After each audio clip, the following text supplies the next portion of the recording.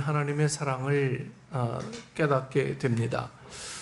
하나님 사랑을 자녀를 키우면서 깨닫게 되는 데는 여러 가지 이유가 있죠. 우리 자녀를 주신 것은 곧 하나님의 마음을 알게 하기 위한 또 다른 방법이기도 하고요. 이 5월은 가정의 달이고 특별히 오늘은 어린이 주일이며 어린이날입니다. 가정은 하나님께서 이 땅에 만드신 첫 번째 공동체죠.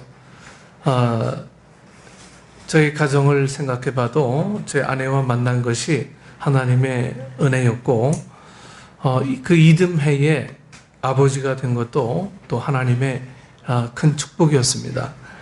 첫 아이를 낳은 해가 1988년으로 제 나이 29이었죠. 29대 첫 아이를 낳았습니다. 세정이를. 낳으면서 제가 신학교 4학년이었죠. 신학교 4학년 때 3학년 때 결혼하고 4학년 때 이제 세정이를 낳고요. 아이를 낳는데 공부가 안 되는 거예요. 머릿속에 온통 애 얼굴 생각밖에 안 나는 거예요. 그래서 공부가 끝나자마자 그냥 불이 나게 그냥 집으로 달려와서 누워있는 아이의 얼굴을 바라보고 또 너무 귀여워가지고 그냥 요만한 발이잖아요. 그냥 입속에 그냥 발 다 집어넣어보고 이러기도 하고 그렇게 지내왔죠. 여러분이 가정의 축복을 경험하면서 마음에 참 큰 감사가 일어났습니다. 아버지가 된다는 것만으로도 참 인생을 좀 헛되게 사는 건 아니구나 하는 그 감격이 들었어요. 이 첫 번 아이를 낳으면서 아버지가 된다. 이것은 내가 인생을 그렇게 헛되게 보내지 않았구나. 이런 마음이 막 들더라고요. 또 이 아이들을 키우면서 새롭게 깨닫는 것도 굉장히 많이 있었습니다. 사랑스러운 아이들을 볼 때마다 그때 신학생이니까 얼마나 뜨거웠겠습니까? 하나님도 나를 이렇게 사랑하시겠구나. 내 발을 하나님 입에 막 넣을 정도로 그 귀여워가지고 어떻게 그냥 막 뚫어 하루 종일 봐도 지겹지가 않은 거예요. 하나님이 우리를 이렇게 사랑하시겠구나. 그 하나님의 마음과 사랑을 첫 아이를 낳으면서 그렇게 느낄 수 있었습니다. 또한 이 아이들을 키우면서 경험하는 하는 경험들은 모두가 처음 하는 경험이었어요. 아이 언제 낳아봤습니까? 처음 아이를 낳는데 모든 다 경험이 처음인 거예요. 목욕시키는 것도 처음이고, 아이 옷 갈아입히는 것도 처음이고, 기저귀 갈고 그냥 냄새나는 똥 치우는 것도 처음이고, 처음은 아니네. 내 조카들 또 해봤으니까. 근데 목욕시키는 거는 처음이었죠. 때로는 힘들고 어렵기도 했습니다. 그러면서 하나님이 우리 인간을 바르게 세워 나가시면서 얼마나 힘드셨을지 생각해 보게 됐습니다. 성경을 보니까 이 애통해 하시는 하나님의 모습이 많이 그려져 있어요. 성경에는요. 참 애통한 마음을 하나님은 성경에다 많이 담아 놓으셨죠. 하나님의 말씀을 거역하고 불순종하는 인간을 보시는 하나님의 안타까운 마음입니다. 이처럼 아이들을 키우며 아버지 되시는 하나님의 마음을 더 깊이 깨달을 수 있었고 한 걸음 하나님께 가까이 다가갈 수가 있었습니다. 한편 이 아이들을 키우고 돌아보니 이 아이들이 그동안 참 효도를 많이 한 것 같아요. 이 아이들을 양육하면서 힘들고 어려웠던 기억보다 참 보람있고 즐거웠던 기억이 훨씬 많이 생각나는 거 보면 아이들이 효도를 하긴 했구나 이 생각을 해요. 이 아들들이 얼마나 웃음을 많이 선물해 줬는지, 이 아이들을 통해서 저의 가슴이 얼마나 따뜻해졌는지, 얼마나 흐뭇하게 바라봤는지, 그것 자체가 우리에게 준 효도였고 아주 큰 기쁨이었습니다. 그러니 이 효도하라는 말보다는요, 건강하게 자라기만 해다오, 지혜롭게 자라고 하나님을 사랑하는 자녀로 성장하거라라는 이 권면과 기도를 하게 될 뿐입니다. 오늘 여기 앉아 있는 분들은 부모님 되신 분도 많이 있고요. 또 조부모님 되신 분도 두 분이나 있습니다. 네, 아마 아버지 어머니의 사랑과 할아버지 할머니의 사랑은 조금 다른 것 같아요. 아버지 엄마는 애야 밥 먹었니? 공부했니? 숙제했어? 일찍 일어나야지. 네? 뭐 이런 이야기하는 사랑이라면 할아버지와 할머니는 얘야 뭐 갖고 싶니? 내가 뭘 해줬으면 좋겠니? 라면 끓여줄까? 이렇게 묻는 사랑입니다. 네. 끄떡끄떡 이런 거 보니까 동감이 되는 모양이네. 네? 엄마는 절대로 라면 안 끓여주죠. 네. 같은 사랑이지만 사랑을 표현하는 모습이 다른 거예요. 네. 예수님은 어린이를 귀히 여기며 존중하셨습니다. 오늘 말씀에서 예수님은 이 어린 아이에 대한 깊은 관심으로 그들을 사랑하십니다. 제자들은 어린이들이 예수님 곁에 오는 것을 보고 꾸짖고 막 내쫓으려 했어요. 그러나 예수님은 제자들을 나무라시며 이렇게 말씀하십니다. 마가복음 10장 14절입니다. 예수님께서 보시고 노하시어 이르시되 어린아이들이 내게 오는 것을 용납하고 금하지 말라. 하나님의 나라가 이런 자의 것이니라. 야단 맞아야 할 사람은 어린이들이 아니라 제자들이라는 거예요. 네. 예수님은 어린이들이 예수님께 오는 것을 막지 말라 하시며 하나님의 나라가 이런 자의 것이라고 말씀하십니다. 그러면서 어린이들을 포용하셨는데 다음과 같은 행동을 이어가셨습니다. 마가복음 10장 16절이죠. 그 어린 아이들을 안고 그들 위에 안수하시고 축복하시니라. 예수님이 어린 아이들을 안고 안수하셨으며 그들을 축복해 주셨습니다. 바로 이런 어린이가 하나님 나라의 주인공이라고 말입니다. 우리는 여러분이 부모님께 어떤 마음을 느끼고 받았습니까? 너그러움과 배려, 존중과 친절을 배웠습니까? 혹 우리가 그런 귀중한 마음을 받지 못했더라도 우리 자녀들에게는 그러한 마음, 감정과 마음을 좀 전해줘야 되지 않을까요? 예. 너그러움과 존중과 친절을 우리가 정말 배웠다면 우리 자녀들에게도 우리는 그런 마음을 전해 주어야 하는 거예요. 한국의 부모님들은 자녀 교육에 모든 걸 다 겁니다. 그 마음은 알겠지만 좀 걱정되는 게 있어요. 이 감성에 올인하는 게 아니라 이 지식 교육에 올인하는 것에 참 문제가 있다. 저는 그렇게 봅니다. 네. 그래서 자꾸 점수로 자녀들을 평가하려고 하죠. 소위 이 안달하는 은사를 한국의 부모들이 조금씩은 다 갖고 있는 것 같아요. 교육에 대한 정보도 빨라야 되고 이를 위한 행동도 아주 신속해야 합니다. 그래서 자녀의 관계에서 기다림의 소중함을 잃어버릴 때가 참 많습니다. 여러분들이 지난번에 그 어느 TV 드라마에서 그 스카이캐슬에서 너무너무 잘 나타내 주지 않습니까? 그 드라마가 이 센세이션을 일으킨 데는 아마 이 자녀들과 부모들의 미묘한 감정에 관한 세미한 부분들을 언급했기 때문이라 저는 그렇게 봅니다. 이런 통계도 있어요. 미국의 초등학교 교사들은 학생들에게 질문하면 학생이 대답할 때까지 약 5초에서 8초 정도 기다린다고 합니다. 네. 아이가 대답할 때까지 생각을 하게 하고 한 5초에서 8초를 기다린대요. 반면 한국의 초등학교 교사는 약 2초에서 3초를 기다린다고 합니다. 하나, 둘, 셋. 대답 못하면 바보. 대답을 잘하면 천재. 그렇다면 한국의 엄마들은 몇 초를 기다릴까요?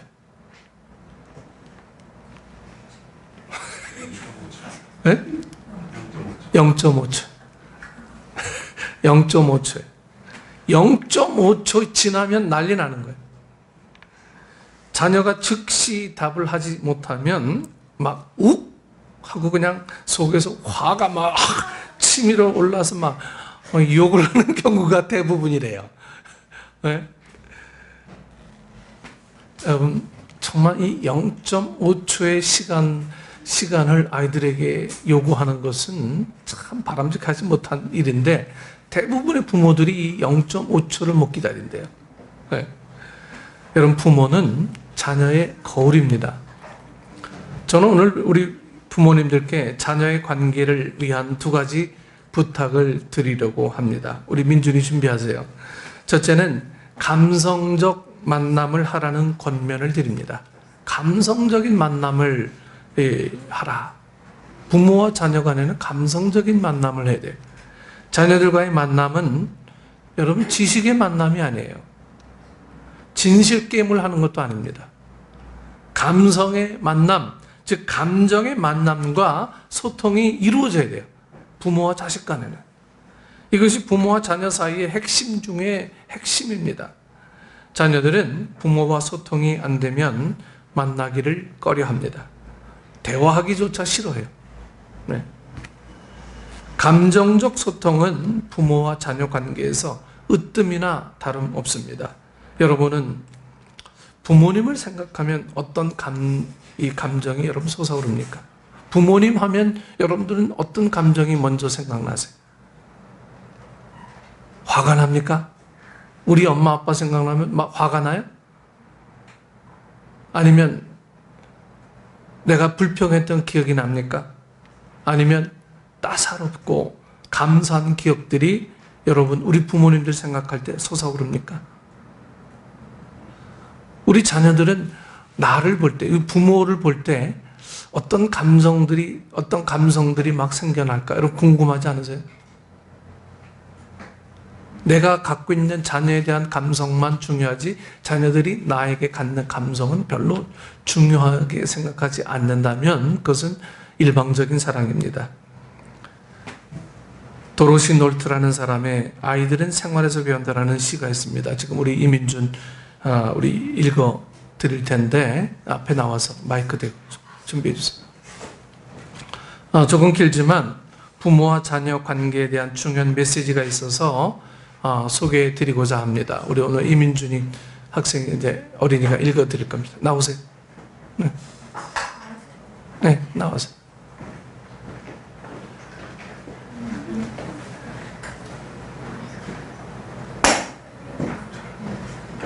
네, 마이크에다 대고. 네, 천천히 읽어주세요.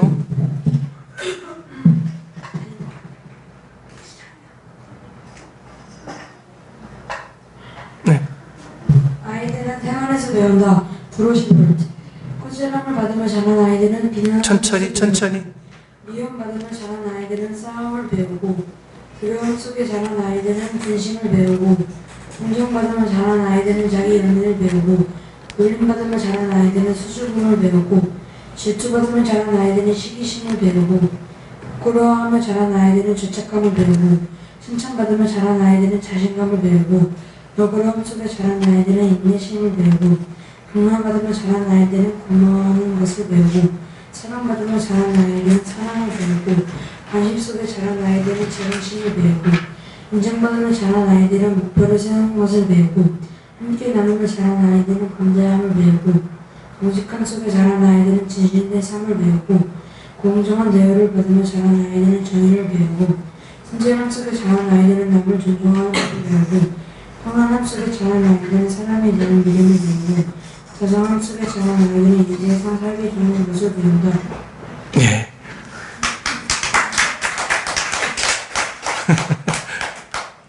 앞에 나오면 잘 안 보일 거야. 여러분, 우리의 자녀들은 부모님을 통해 무엇을 배우고 있을까요? 여러분, 지금 민준이가 읽은 이 시에 나타난 이 감성적 따뜻함, 넉넉함, 배려와 존중이 우리 삶에 녹아 있어야 자녀들이 우리 곁에 다가올 수 있고 다른 사람들도 편안하게 우리 곁에 머물 수 있게 되는 겁니다. 자녀가 어리다면 여러분 더 많이 안아주고 사랑해 주는 것이 좋습니다. 그래서 이 미국에는 허그 문화가 되게 발달되어 있잖아요. 그래서 늘 보면 늘 안아줘요. 늘 안아줘. 학교에서도 늘 안아주고, 우리 저 세린이가 한국에 왔을 때 어디 가서 처음 본 사람 막 안아주니까 막 그 사람 놀래가지고, 예. 예, 자기는 그런 문화에 자랐으니까, 예. 안아주면 마음이 편안해지고요, 마음이 녹아져요. 예, 그래서 우리 부모님들은 아이들을 참 많이 안아주셔야 돼요. 예. 그렇다면 그 모든 사랑의 기운들이 그렇게 다 들어가게 되는 거예요. 자녀가 어리다면 더 많이 안아주고, 또 중고등학생이면 너는 내 사랑하는 아들, 내 사랑하는 딸이란다, 내가 내 곁에 있다는 게 참 자랑스럽다, 뭐 이런 감정적 소통을 끊임없이 해주는 게 참 중요합니다. 네, 중고등학생 때는요, 이 자칫 그 성적에 매여 있기 때문에 모든 게 성적으로 다 이게 판단의 근거가 되기 때문에 부모님의 사랑의 이 고백들, 정말 네가 내 곁에 있어 너무너무 고맙고 너무너무 행복하다, 이런 말들을 자꾸만 해줄 수 있었으면 자녀의 감성은 너무너무 그냥 이 부자된 느낌으로 살아가게 되는 거예요. 이렇듯 감성적 소통을 열어가야 가정의 행복과 축복이 여러분 배가 될 수가 있습니다. 여러분, 자녀는 부모의 소유물이 아닙니다. 나가서 두 번째로 말씀드리고 싶은 것은 자녀를 떠나보낼 준비를 하라는 거예요. 우리 한국 부모에게 참 안 되는 게 이게 떠나보낼 준비인 거예요. 네. 네. 미국의 부모님들, 특히 딸을 가진 부모님들이 결혼시킬 때 우는 엄마 한 번도 못 봤어요. 근데 한국의 이 엄마들은 딸 시집 보낼 때는 통곡을 해요. 통곡을. 저놈한테 가서 잘 살 수 있을까? 예? 저놈한테 혹시 배반당해가지고 매나 맞지 않을까? 시부모님한테 그냥 구박받지 않을까? 이 미국의 부모들은 고등학교 졸업하고 대학 보낼 때 이미 자녀들 다 떠나보냅니다. 너는 이제 독립해라. 예. 그때부터 떠나보낼 준비를 부모가 하고 있는 거예요. 예. 그래서 결혼하면 축복해 줄 뿐이지 이 자녀 때문에 울거나 이러지 않아요. 자녀는 부모의 소유물이 아니라 하나님께서 잠시 맡겨주신 사랑의 선물이기 때문입니다. 그래서 이 자녀가 내 소유라고 하는 이 생각은 자녀에게 있어서 전혀 도움이 되지 않습니다. 자녀는 내 소유가 아니라 누구의 소유? 하나님의 소유. 하나님의 소유입니다. 우리는 다만 위탁받은 거예요. 우리의 자녀들을요. 그 위탁받은 자로서 사실 잘 해야죠.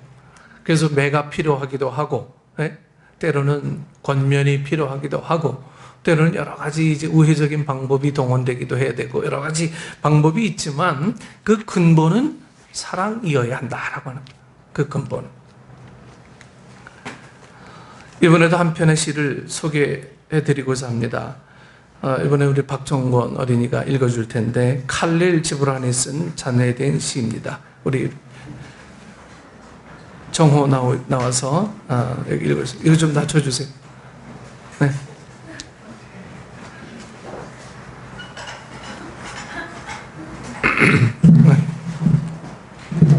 마이크에다 대고 천천히. 칼릴 지브란이 쓴 자녀에 대한 시입니다. 당신의 자녀들은 당신의 것이 아닙니다. 천천히. 그들은 생명의 아들이고 생명의 딸입니다. 그들은 당신을 통하여 왔으나 당신으로부터 온 것이 아닙니다. 또한 당신과 함께 있으나 당신의 것이 아닙니다. 그들에게 당신의 사랑은 줄 수 있으나 생각은 줄 수 없습니다. 왜냐하면 그들은 자신의 생각이 있으니까요. 당신은 그들의 몸을 가릴 수 있으나 마음은 가릴 수 없습니다. 왜냐하면 그들의 마음은 미래의 집에 거주하기 때문입니다. 당신은 그곳을 방문할 수도 없습니다. 꿈속에서조차도 당신이 그들처럼 되고자 해도 좋으나 그들을 당신처럼 만들고자 하지는 마십시오. 왜냐하면 인생은 과거로 가는 것도 아니며 어제에 머물지도 않기 때문입니다. 당신은 활이니 이 활에 의해 당신의 자녀들을 살아있는 화살로서 쏘아 보내주게 됩니다. 네.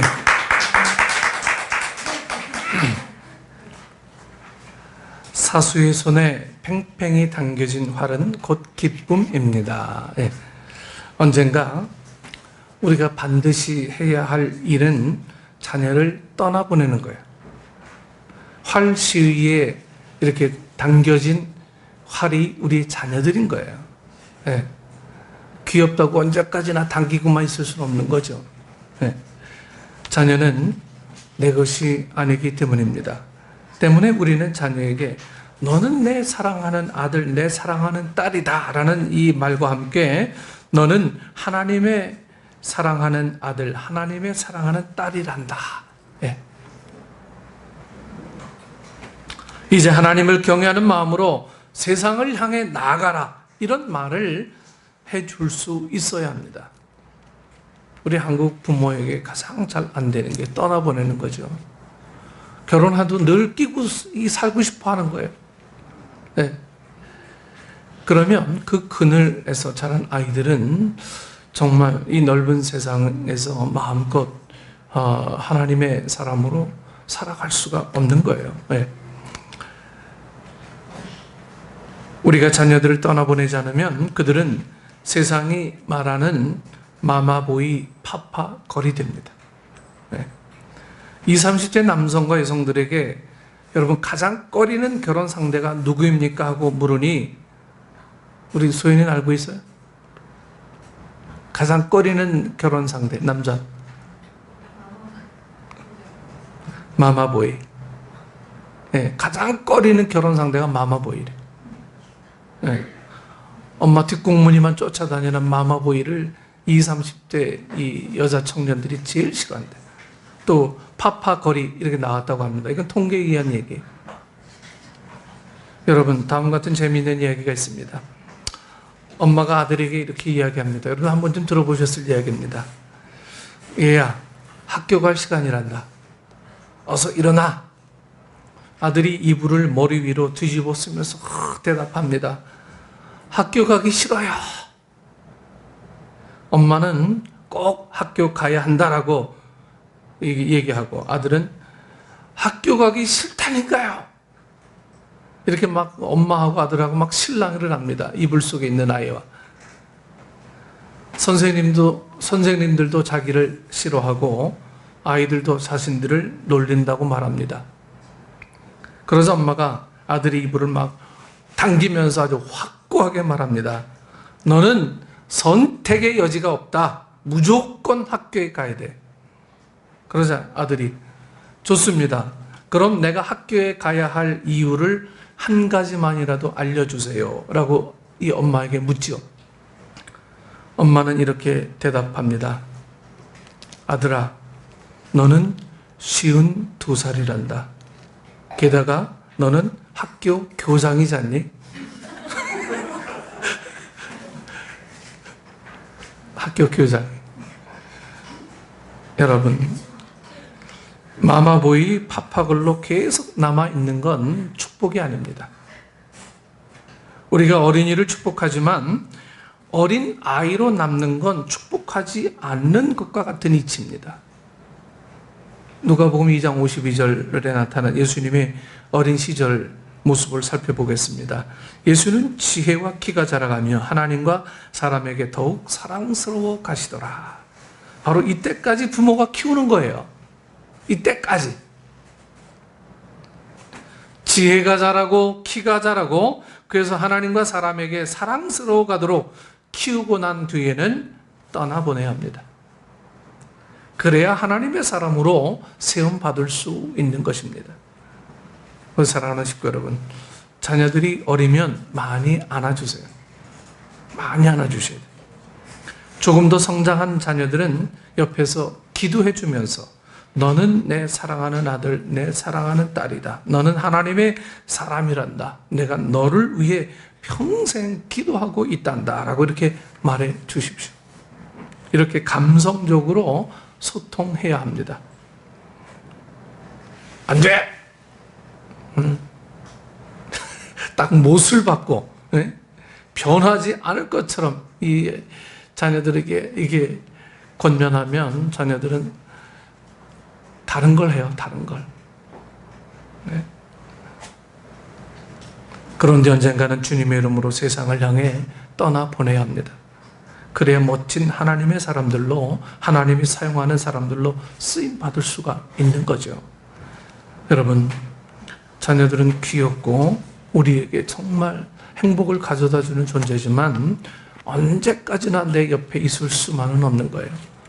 이 아이들을 떠나보낼 준비를 잘하는 부모가 지혜로운 부모입니다.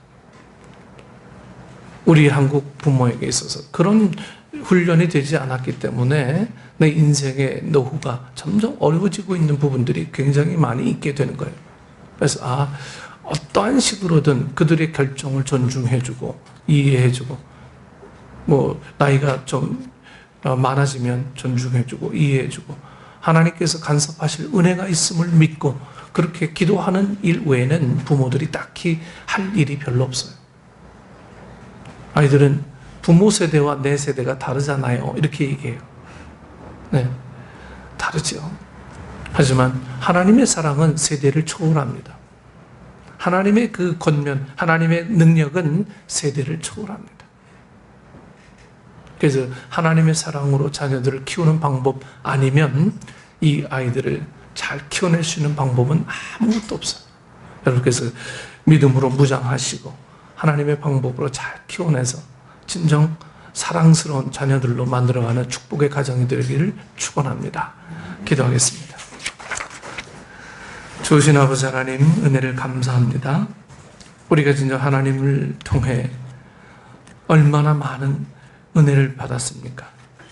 이 은혜를 받은 것은 흘려보내라고 하신 하나님의 또 다른 준엄한 명령인 줄 믿사오니 우리 자녀들에게 하나님의 사랑을 흘려보내고, 또한 흘려보낼 때 소유가 아니라 떠나보냄으로 준비할 수 있는 저희들 될 수 있도록 하나님 인도해 주시옵소서.